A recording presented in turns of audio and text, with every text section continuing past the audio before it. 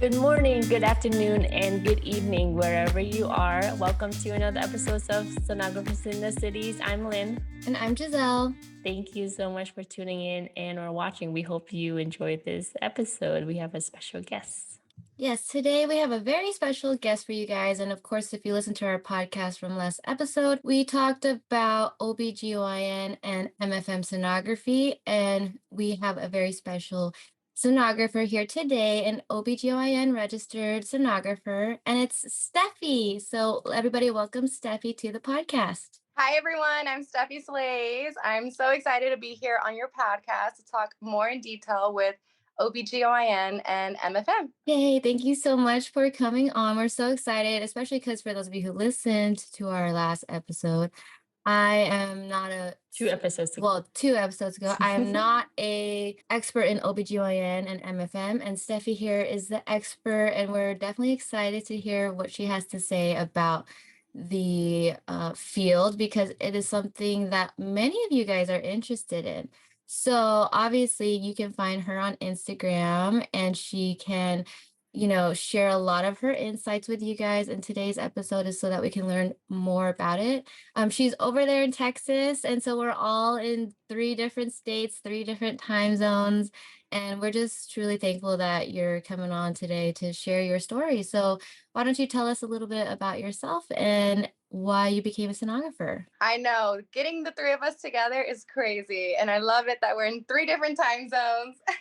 So I'm Steffi Slays. I've now been an OBGYN sonographer for over 2 years. It's such a great journey. I love it. I wouldn't change my specialty for anything else.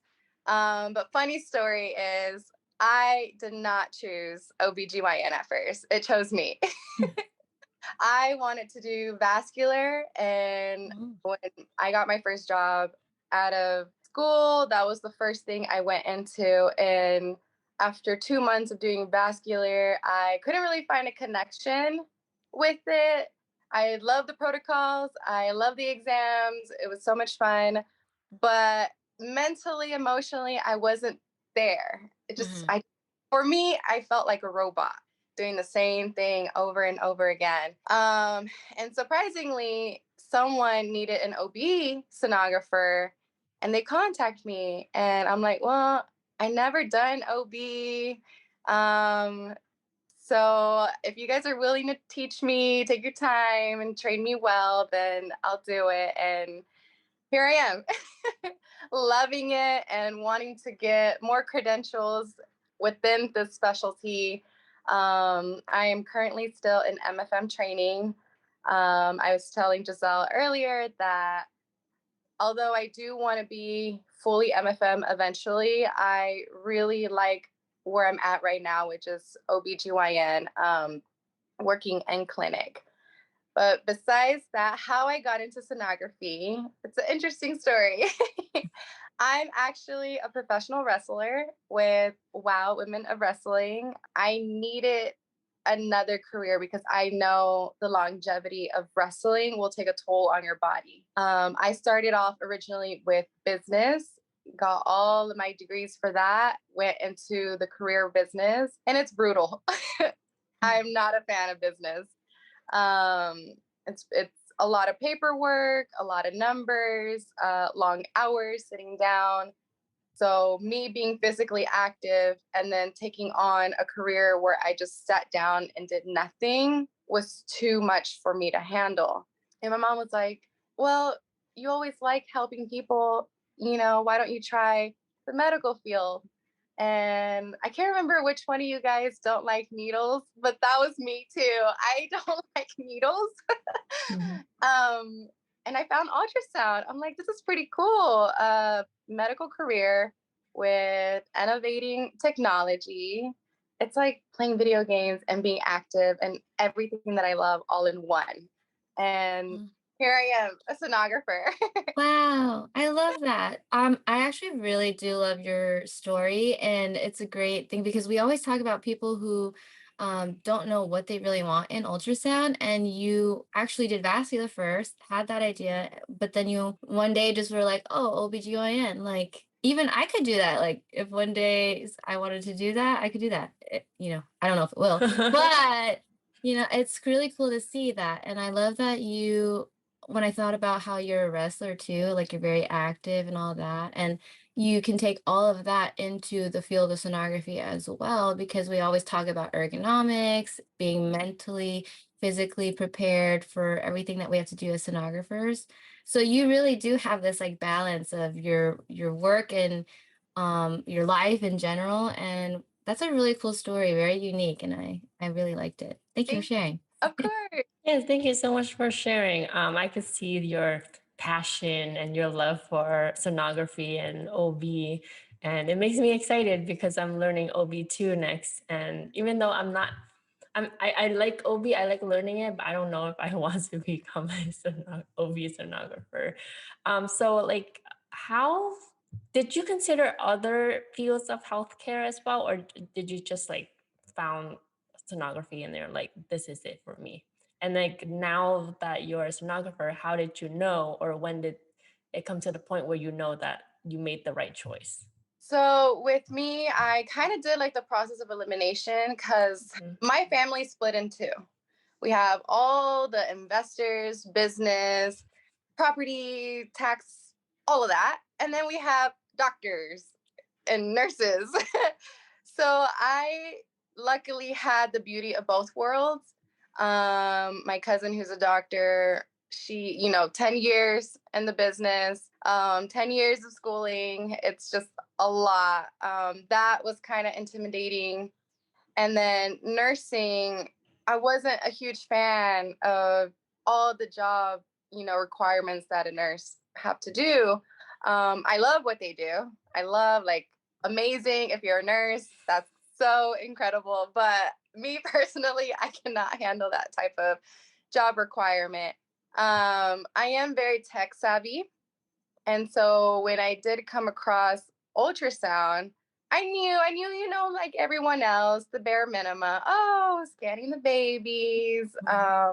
And I'm like, okay, yeah, I guess, I could do that. But then when I dive deeper into what exactly DMS provides, I fell in love with all of the other aspects right away. And then first day of school was lab.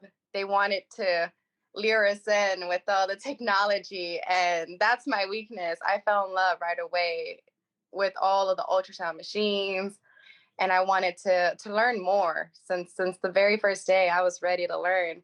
And as you guys said earlier about not sure what you want to do or possibly doing it later, that's another beauty of ultrasound, that one day you could be doing one specialty and you can switch gears at any moment, because we can do that. We have the advantages to do more than just one thing. Yeah, I definitely agree. I really like everything that you said, and it shows that I think because a lot of people who listen to our podcast obviously are mostly students, so it really shows them that you can go into this, still being unsure and still finding something for you, and knowing there's still other things down the road. So you're not really stuck with this whole same deal, same thing every single day.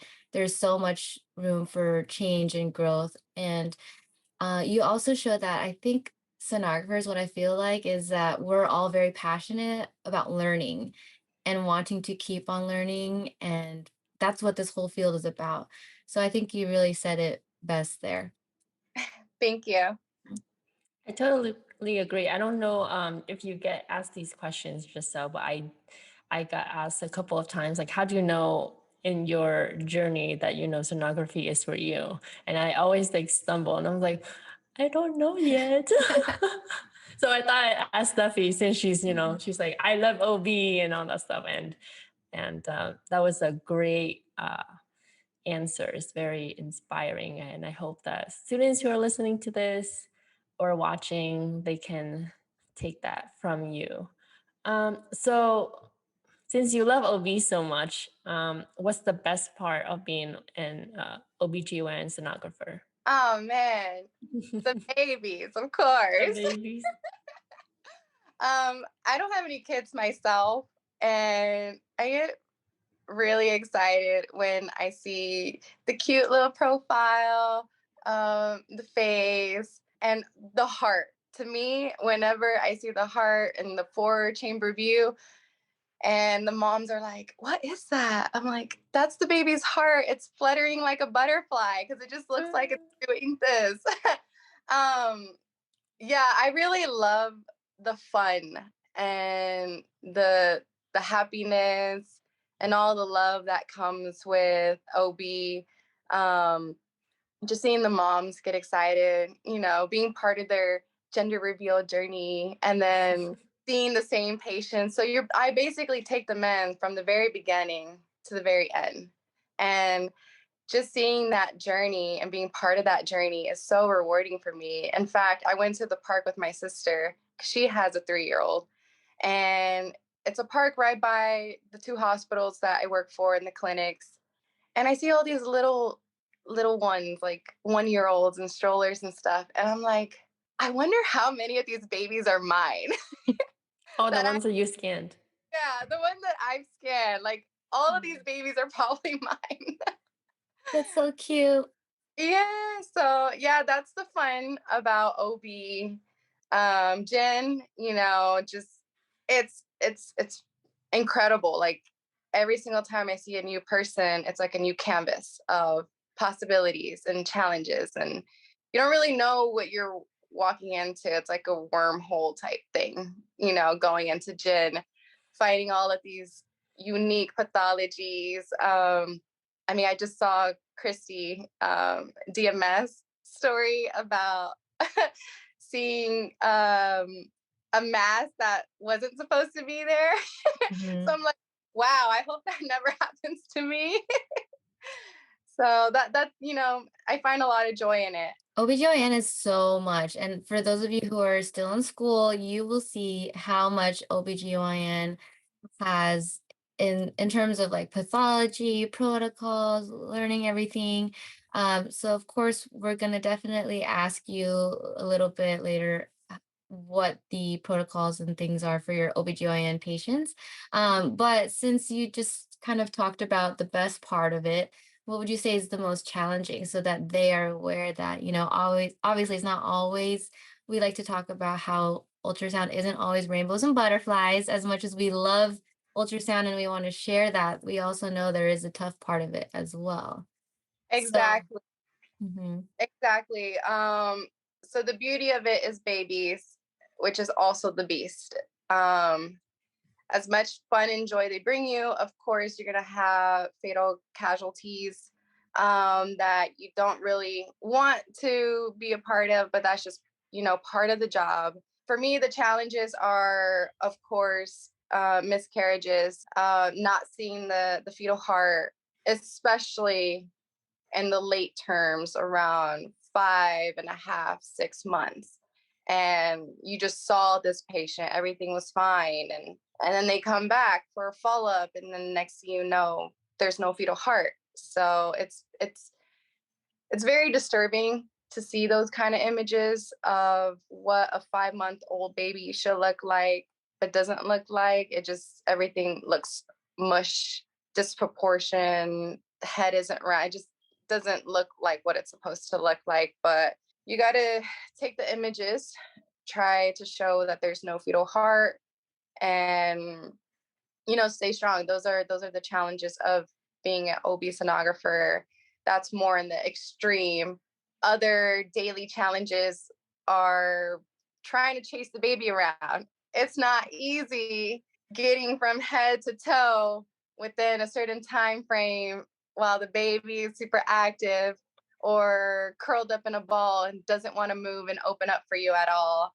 And definitely obese patients, high risk, bigger patients, it could take a toll on your wrist, but with the proper stretching and therapy and icing, it should be fine. Yeah, definitely. Thank you for sharing all of that. I honestly could start crying when you were talking about the fetal demise and like I just know that OBGYN sonographers and MFM sonographers are very strong because of those things that they do have to see. Well, and you're with those patients all the time. So I don't know how I could do that, just because in the emergency setting for me in the hospital, Mhm. we don't have to really see those patients often, or we don't have to, like, I always wonder what the interaction is between you and the doctor. Like, do you say anything to these patients, or is it the doctor that says it?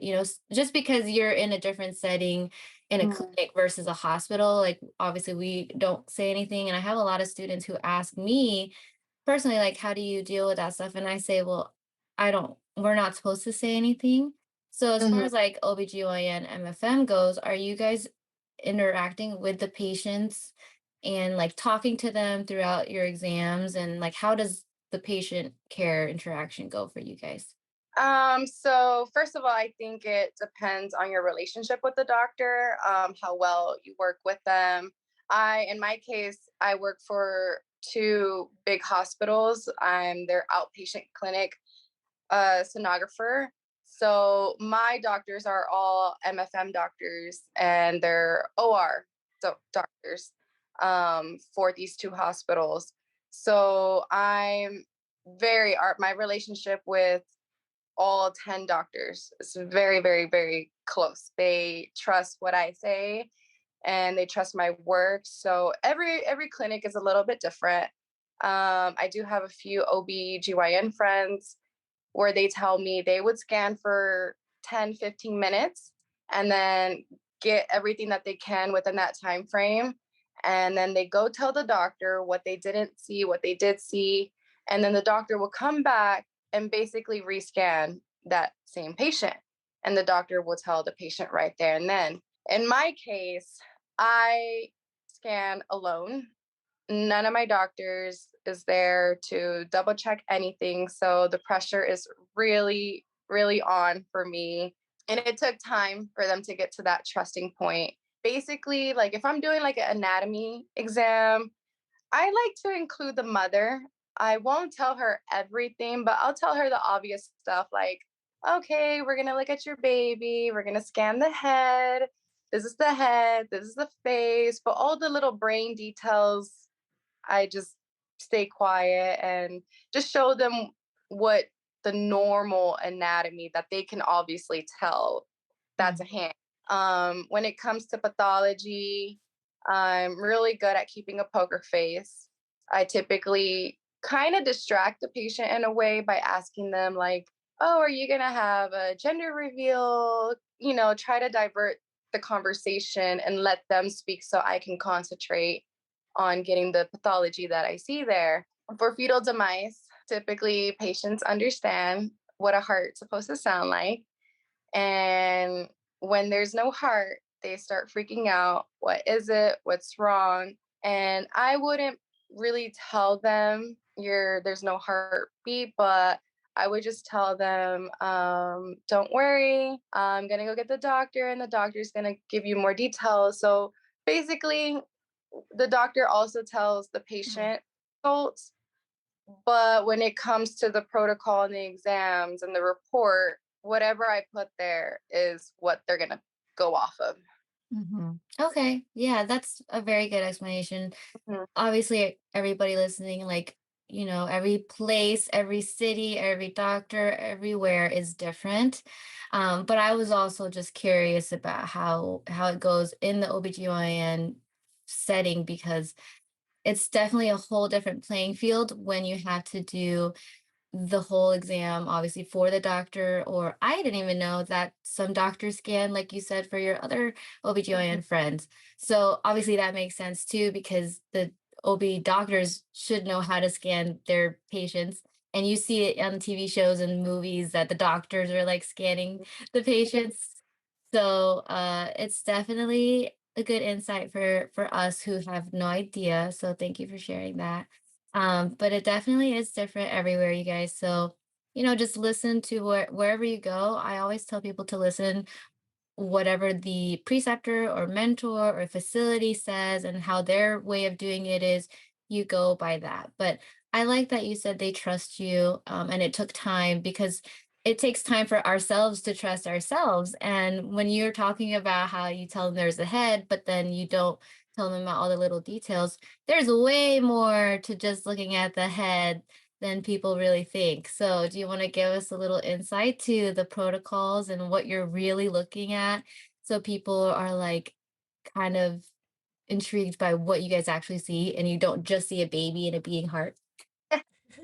Of course. And a little bit to add on to the previous thing, don't ever feel pressure to do it. If you don't feel comfortable doing something, you have to communicate with your doctors, your coworkers, other sonographers, and say, hey, can we do something else because this isn't working out for me? And then, of course, if there's something that I come across and I don't really know what I'm looking at, I can always go to any of my doctors and ask them to come in and scan with me. And that's happened multiple times where I didn't know, or it was my first time seeing pathology of that kind. And they would come in, they would just confirm it for me. So yeah, you do have that as well. As of protocols, there are so many different protocols. We have the first, second, third trimester. And first, you could either do over the abdomen, transvaginally. The more detailed one is anatomy, which is the second trimester. We try to do those between 18 to 22 to really get a good view of every little detail. Some places like to do anatomy as early on as 16 weeks. If there's any positive throughout the blood work, then we will do it at the 16 weeks to try to catch something. I've recently had a 16-week-year-old scan because the blood work came out with some sort of pathology. And then when I went in there, I actually saw it, and it was gastroschisis, which is basically the bowels herniating out of the abdomen on the right side. So those are like types of pathologies that you can catch early on, and the reason why we do them at 16. But any other normal anatomy, we try to keep it between the 18 and 22. So I like to break the body into pieces. I like to go in order. I usually start off with the placenta. Where is it? Is it anterior, posterior, previa? Make all of those images. And then the next thing would be the baby presentation, the lie. Is the baby cephalic? Is it breech? Is it transverse? Once I get those two, then I can start going into the details of the baby. I start off with the head, all the insides, the brain. So lateral ventricles, the posterior fossa, the head circumference, and then I move on to the facial features, which is the eyes, the nose, lips, profile, full front face, to make sure there's no cleft lips there, everything looks normal. Then we do upper extremity, which the extremities are always challenging because baby's always moving around, kicking around. Upper extremity is a little easier than lower, but the fingers, having to count all the fingers is more time consuming than anything else. I'm like, why can't you just put your hands like this? Then we go down to the body. I get the spine, diaphragm. It's very important to get the heart and the stomach when you're getting the diaphragm to really make sure it's fully closed and nothing is crossing over. Then we do the body lie of the whole entire contour of the body. And then I go into the heart details, aorta, SVC, IVC, outflow tracts, 4-chamber, 3VV. So yes, I do all of those details. In a normal OB clinic, they would most likely just do, I believe, aorta and 4-chamber. But because I work with MFM doctors, I like to train as if I'm doing a full fetal echo exam. So I add all those different compartments into the heart. We get the heartbeat. Then we get the positioning of the heart and the stomach to make sure it's all on the right side.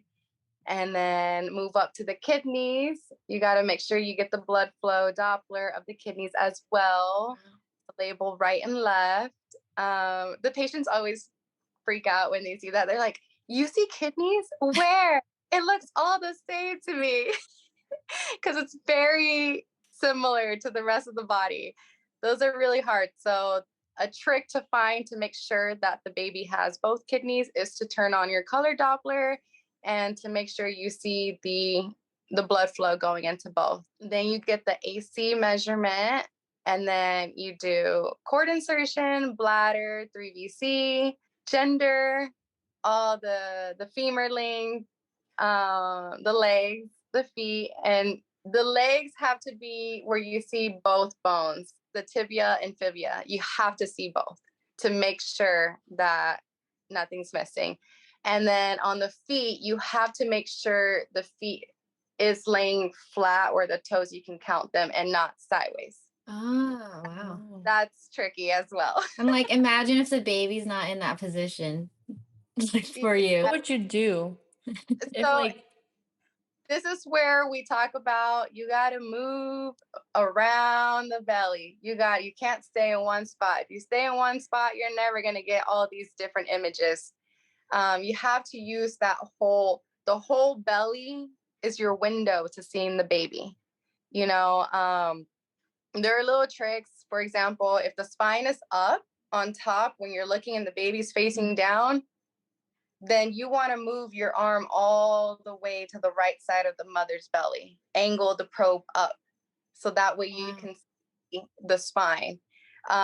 Same thing for the profile. If the baby is not really, you got to just move around. You got to move around. If the baby's facing up, go to the left side. If the baby's facing down, go to the right side. So you just got to keep using all that space in order to get every single detail of the baby. I was like listening to everything. I'm like, oh my gosh, that's like so much. And I don't know how you guys do that in a certain amount of time. Because I know there's still more things that you really do see and check, like on top of all of that. So I commend you for everything that you do. Thank you so much for being such a great OBGYN sonographer to your patients and being just this amazing, like, I don't, I'm gonna say influencer, because on Instagram, like, I really do see everything that you do, and we really appreciate everything that you do. We can see the passion that you have, and it really shows. So thank you so much. Yeah. Yes, thank you. Like when you were going from the placenta to down to the toes, I was so proud because I could follow every single thing. I can follow it in my head and imagine the baby. Everything was like, okay, I know what she's talking about. Yes, I was just proud of myself because I could follow. But yes, it's like that's just like for when you're checking anatomy scans, right? And that's not including pathologies. And I'm sure there are more pathologies. Yeah, that's what, even when you find pathology, you still have to do the full exam. So like if you find anything in the brain, you got to make sure, okay, really look at the spine. Or if you find something in the bladder, you want to look at the kidneys, you want to look at the stomach, you want to look at the AFI, to rule out any other types of pathology. You have to see it all. So yeah, it's a lot. And that's just the anatomy, that second trimester. Then there's third trimester with the PPPs, retrogrowth. Those are all very detailed anatomy as well. Detailed scans, because you still have to include, for me, I always include the 4-chamber and the diaphragm throughout all the way to the very end. Even when you're just doing RUG scan, I want to include that because diaphragmatic hernias are very, very sneaky, and they'll sneak up on you. So that is the thing that I will always make sure that I catch, and as well with the 4-chamber. Wow.